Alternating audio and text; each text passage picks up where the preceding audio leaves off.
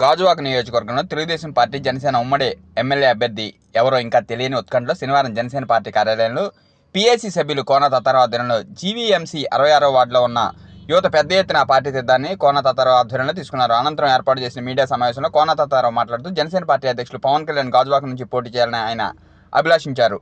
మరిన్ని విషయాలు యువత ఉద్దేశించి మాట్లాడుతున్న కోన తాతారావు మాటలోనే మరిన్ని విషయాలు తెలుసుకుందాం.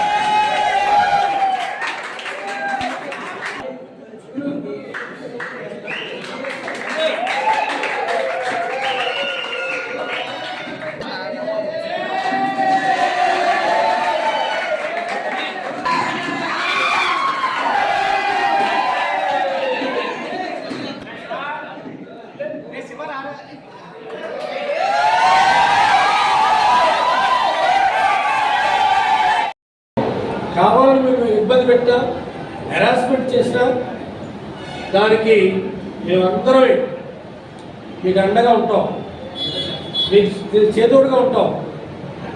చేదోడుగా ఉంటూనే భవిష్యత్తు అంతా మనది. మీలో చాలామందికి ఉపాధి లేదు, మాకు తెలుసు. మీలో చాలామందికి ఉపాధి లేదు. మన ప్రభుత్వం వస్తుంది. మన ప్రభుత్వం వచ్చిన తర్వాత ఖచ్చితంగా ఈ పార్టీ జెండా మోసే మనుషులకి ప్రియారిటీ వస్తుంది. దానికి మేము కట్టుబడి ఉంటాం. మిమ్మల్ని అందరూ గుర్తిస్తాం.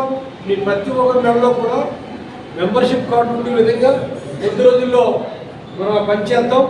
మీరు మీ వార్డు నాయకులందరూ ఉన్నారు కాబట్టి మీరందరితో కలిసి కూర్చుంటారు. మీతో కూర్చొని మిమ్మల్ని అందరినీ ఒక పద్ధతిలో గౌరవం నడిపించే విధంగా మనం కూడా ముందుకెళ్దాం అనుకుంటూ ఇప్పుడు ఇద్దరే మాట్లాడతారు. అందరితో ఒకటే మాట కాబట్టి మా అధ్యక్షులు ఏంటప్ప 66వ వార్డు అధ్యక్షులు. ఎందుకంటే మనకి ఈరోజు పవన్ కళ్యాణ్ గారు రాష్ట్రంలో ఎంత మనకు అధ్యక్షులు ఉన్నారో ఈరోజు గాజువాక కూడా మనకి ఇన్ఛార్జ్ ఇచ్చారు. మీనే మనకు అధ్యక్షుడు గాజువాక ఇస్తున్నాడు. అందుకే ఈ మాట మనం పాటించి ఈ మాట మనం నడుచుకుంటూ అలాగే మీ యువకులంతా కూడా రానున్న రోజుల్లో ఒక్క మనకి మీరే ఒక 10 మందిని ఒక్క మనిషి 10 మంది తయారు చేయాలి. జన సైనికులుగా తయారు చేసి మన 66వ వార్డు నుంచి మన ఇంకా మనం అంటే 66వ కాదు గాజువాక నియోజకవర్గం 66వ వార్డు నుంచి గాజువాక నియోజకవర్గం కూడా మీరందరూ కూడా మనం కలిసినట్టు పనిచేసి అలాగే ఈ కార్యక్రమంలో గంధం వెంకటరావు గారికి లంకాలత గారికి అలాగే వీరబాబు గారికి మన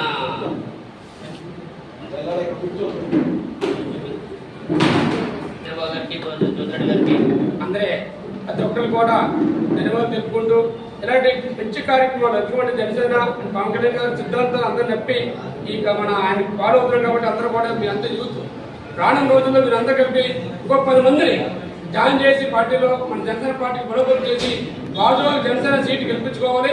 అది బాధ్యత మన తాతగారికి అందరూ కలిపి ఆయన సీటు తెస్తే మనందరికీ కలిసికట్టు పనిచేస్తాం. దానికి మనందరూ కూడా కట్టుబడి ఉంటాం. తీర్మానం చేస్తూ ఈ అవకాశం ప్రజలందరూ కూడా ధన్యవాదాలు తెలుపుకుంటూ జై జనసేన.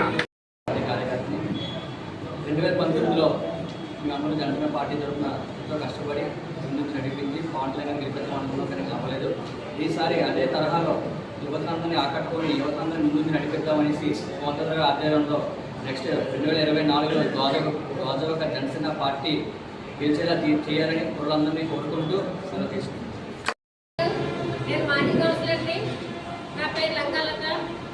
నేను జనసేన పార్టీలోని 2019 నుంచి పనిచేస్తున్నాను. పవన్ కళ్యాణ్ గారి సిద్ధాంతాలు నచ్చి మేమందరం కూడా కలిసికట్టుగా పనిచేస్తున్నాం. కాబట్టి మీకు నచ్చి కూడా మా పార్టీలో జాయిన్ అవ్వడానికి ఈరోజు వచ్చినందుకు చాలా సంతోషం. అందరూ నా బిడ్డలే, ఎందుకంటే అందరూ నా బిడ్డలు సమానంగా ఉన్నారు కాబట్టి అందరూ నా బిడ్డలే అంటున్నాను. ఎందుకంటే మీ కష్టం నా పిల్లలకు కష్టం వస్తే మీకు కష్టం వచ్చినా నా పిల్లలకు కష్టం వచ్చినట్టుగా నేను భావిస్తాను. నేను ముందుకొచ్చి మీ అందరి దగ్గర నిలబడి మీ కష్టంగా నేను అనుకుంటాను. అలాగే నా మీద నమ్మకం పెట్టి నా పిల్లల మీద నమ్మకం పెట్టి మీరందరూ పార్టీ మీద అభిమానంతో వచ్చినందుకు మరొకసారి ధన్యవాదాలు తెలుపుకుంటున్నాము. ఇలాగే వార్డులోని మనం జాయిన్ అయిన తర్వాత మనం కూడా బూత్ కమిటీలు వార్డు కమిటీలు అన్నీ ఉన్నాయి.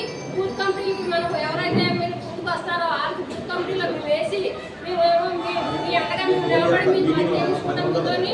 అలాగే మాకు కూడా మీ సహకారాలు కావాలి. ఎందుకంటే ఓట్లని ఏ చిన్న కష్టం వచ్చినా సరే ఇలాగే 10 మంది కూడి ఒక కష్టాన్ని ఒక దగ్గర కష్టం ఉంటే మనం అందరం ఇలా నిలబడినట్టు. అయితే జనసేన నాయకులు వచ్చారు కాదు, జనసేన సైన్యం వచ్చిందని చెప్పి చెప్పుకోవాలి. దాని గురించి మనము మహానతిలో మనం పని చేయాలి పార్టీకి. ఎలాగంటే మనం పవన్ కళ్యాణ్ ఉన్నా లేకపోతే పవన్ కళ్యాణ్ గారు ఇక్కడ ఎమ్మెల్యేగా నిలబడ్డారంటే మనమే ఎమ్మెల్యే లాగా ఇక్కడ పని చేయాలి. అతను మంచి చెట్లు మనం చూసుకున్నాం, మన మంచి చెట్లను చూసుకున్నారని నేను సభాముఖంగా సెలవు తీసుకున్నాను. నా పేరు నందు వెంకటరమణ. విశాఖ స్టీల్ ప్లాంట్లో ఫోర్మెన్గా జాబ్ చేస్తున్నాను. పెద్దలు కోన తాతారావు గారు బరాబరి 1985లో ఆయన గాజువా నియోజకవర్గంలో 10 గంటల మండలం కాంగ్రెస్ జనరల్ సెక్రటరీగా ఆయన ప్రప్రదంగా 1985లో ఆయన ప్రవేశం అయింది. అంటే ఆ రోజు నుంచి 1985 నుంచి ఆయన ఒక కార్యకర్తగా, ఒక నాయకుడిగా 1985లో 10 గంటల మండలానికి జనరల్ సెక్రటరీగా ఆయన రాజకీయ ప్రవేశం జరిగింది. ఆనాటి నుంచి నేటి వరకు కూడా అంచెంచెలుగా కాంగ్రెస్ పార్టీలో ఇటు ట్రేడ్ యూనియన్లో కానీ అటు ట్రేడ్ యూనియన్లో ఐఎన్టీసీలో కానీ ఈ విధంగా అంచెంచెలుగా ఆయన ఎదిగారు. నేను ట్రేడ్ యూనియన్లో సెంట్రల్ కమిటీ సెక్రటరీగా నేను పనిచేశాను. ఆయన మాతో పనిచేస్తూ ఇక్కడ లోకల్గా కాంగ్రెస్ పార్టీలో యాక్టివ్ పాత్ర పోషిస్తూ 10 గంటల మండలం జనరల్ సెక్రటరీగా చేస్తూ ఈ విధంగా అంచెంచెలుగా ఆయన ముందుకెళ్ళడం జరిగింది. అదేవిధంగా 1992లో ఆయనకి 92కు ముందు స్టేట్ బీసీసీఎల్ సెక్రటరీగా, తర్వాత జిల్లా బీసీసీఎల్ అధ్యక్షులుగా, ఆ విధంగా రకరకాల పదవుల్ని ఆయన చేశాడు. అదేవిధంగా స్టేట్ నామినేటెడ్ పోస్ట్లో కాంగ్రెస్ పార్టీ స్టేట్ డైరెక్టర్గా, బీసీ కార్పొరేషన్ డైరెక్టర్గా, బీసీ కార్పొరేషన్ చైర్మన్గా కూడా ఆయన చేసి ఈ విశాఖపట్నానికి 1992లో బీసీ కార్పొరేషన్ అంటే ఏ రోజులు ఎప్పటికీ తెలిసేది కాదు. ఆ రోజుల్లో బీసీ కార్పొరేషన్ డైరెక్టర్గా, చైర్మన్గా ప్రతి ఏరియాకి కూడా ఆయన జిల్లా మొత్తం తిరిగి, విశాఖపట్నం జిల్లాలో మొత్తం అంతా తిరిగి ప్రతి బీసీ కమ్యూనిటీకి కూడా ఆయన లోన్లు ఇవ్వడం జరిగింది. ఇటు రజకులు కానీ, ఇటు నాయ బ్రాహ్మణ్స్ కానీ, ఇటు మిగతా బీసీ కమ్యూనిటీ అణగారిన వాళ్ళకి మనం కుమ్మర్ కమ్యూనిటీని కానీ, ఇటు మన పందులు కమ్యూనిటీ ఇది మన వీళ్ళు కానీ, ఇలాంటి వాళ్ళందరినీ బీసీ వర్గాలందరినీ అణగారిన కులాలందరినీ గుర్తించినటువంటి మొట్టమొదటి బీసీ కార్పొరేషన్ చైర్మన్గా శ్రీ కోన తాతారావు గారు అని నేను గట్టమదుగా నాకు 36 సంవత్సరాల సర్వీస్లో నేను చెప్పగలుగుతాను. ఓకే సార్, ఇప్పుడు ఆయన జనసేన పార్టీలోకి వెళ్ళారు కదా, ఇప్పుడు వెళ్ళిన తర్వాత గాజువాక నుంచి ఆయన జనసేన పార్టీకి ఒక కీలక వ్యక్తిగా అందరూ చెప్పుకుంటున్నారు.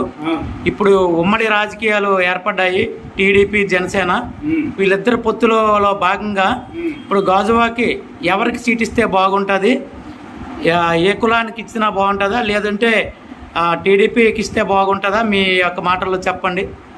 నేనైతే ఒకటే చెప్తున్నాను. 1995లో ఈయన కాంగ్రెస్ పార్టీ నుంచి టికెట్ ఆశించారు చైర్మన్గాన. 95లో చైర్మన్గా టికెట్స్ ఆశిస్తే అనేక కారణాల వల్ల మన తిప్పల గురుమూర్తి రెడ్డి గారికి కాంగ్రెస్ పార్టీ టికెట్ కేటాయించడం జరిగింది. ఆ రోజు గ్రూపుల వల్ల కొన్ని కారణాల వల్ల ఇతనికి చైర్మన్ టికెట్ రాలేకపోతే ఆనాడు ఇండిపెండెంట్ గా పోటీ చేశారు. గాజువాక నియోజకవర్గంలో చైర్మన్ గా పోటీ చేసి ఆ రోజు బరాబరి 13,000 ఓట్లు తెచ్చుకోండి 1995లో. ఆనాటి ఏనాడు కూడా ఆయన అంచెంచెలుగా పార్టీ కార్యక్రమాల్లో కానీ ఎక్కడ కానీ హెల్పింగ్ నేచర్లో కానీ ఎక్కడ కూడా రాజీ పడకుండా ముందుకు వెళ్తున్నాడు తప్ప ఏనాడు వెనక్కి రాలేదు. ఓకే, అయితే ఇప్పుడు మీకు ఏ క్యాండిడేట్కి ఇస్తే బాగుంటుంది అనుకుంటున్నారు? గాజువాక నియోజక ఓకే, ఇప్పుడున్నటువంటి రాజకీయ పరిస్థితుల్లో ఈరోజు అంటే 119 సీట్లు ఉమ్మడిగా టీడీపీ జనసేన కలిపి సీట్లను డిక్లేర్ చేశారు. మన గాజువాక మాత్రం పెండింగ్ ఉంది. ఈ గాజువాక సీటు ఏ నాయకుడికి అంటే జనసేన తరపున టీడీపీ తరపున ఎవరికి ఇస్తే బాగుంటుంది మీ అభిప్రాయం చెప్పండి. నేనైతే కోన తాతారావు గారికి 100% 200% నేను పూర్తిగా చెప్పగలుగుతున్నానండి. ఎందుకంటే ఆయన సమర్థుడు, నాయకుడు, మంచి ఒక అవగాహన ఉన్న నాయకుడండి. అది ఒక్కటి గాజువాక నియోజకవర్గం మీద అవగాహన ఉన్న నాయకుడు, ఏకైక నాయకుడు కోన తాతారావు అండి. ఓకే ఓకే సార్, మరి టీడీపీ నుంచి పల్లా శ్రీను ఉంటే బాగుంటుందని కొంతమంది అనుకుంటున్నారు, దానిపై మీ అభిప్రాయం? అది మనం దాని మీద నేనేం చెప్పలేదు సార్. వాళ్ళ పార్టీ పరంగా ఆయన చూసుకుంటారు. వాళ్ళ పార్టీ హైకమాండ్ ఏ నిర్ణయం ఇస్తుంది మనకు తెలియదు. కానీ జనసేన తరఫు నుంచి బలమైన నాయకుడు కొంత లోకల్ క్యాండిడేట్ గా, లోకల్ గా అన్ని విధాలుగా అవగాహన నాయకుడు, ఏ అవసరం వచ్చినా సరే అందుబాటులో ఉండే క్యాండిడేట్ అని మీరు అంటున్నారు. 100%. దాంట్లో ఏంటంటే లోకల్ క్యాండిడేట్. ఓకే, మరి కొంతమంది పవన్ కళ్యాణ్ ఇక్కడ నిలబడితే బాగుంటది అంటున్నారు, దీనిపై మీ అభిప్రాయం? అది ఇక్కడ పార్టీ అధ్యక్షులే పోటీ చేస్తున్నప్పుడు దానికి నో కామెంట్. ఓకే, అయితే జనసేన తరపు నుంచి కోన తాతారావు అయితే 100% గెలుస్తారని నమ్మకం ఉంది. 100% కాదు, 200% గెలుస్తారు. Okay, thank you sir.